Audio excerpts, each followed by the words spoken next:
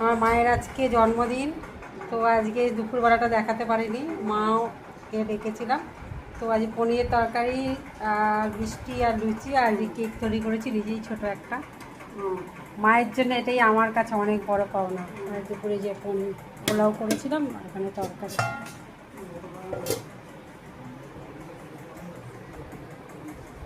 মায়ের আশীর্বাদ সবচেয়ে বড়। ব্লগটা দেখতে থাকুন।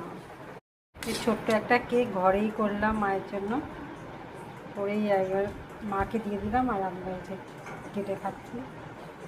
কাঁটা চামচটা কোথায় রেখেছি জানি না, দিয়ে দিলাম।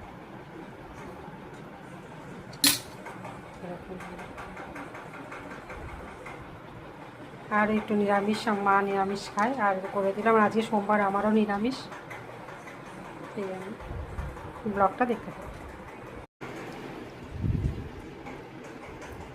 আমি জানি আর তার সময় এরকম আবার একটা খাতা উঠো। হ্যাঁ, আমি কি করে সঙ্গে সঙ্গে ক্যামেরা অন করব? না যা কৃষ্ণা যেন না কি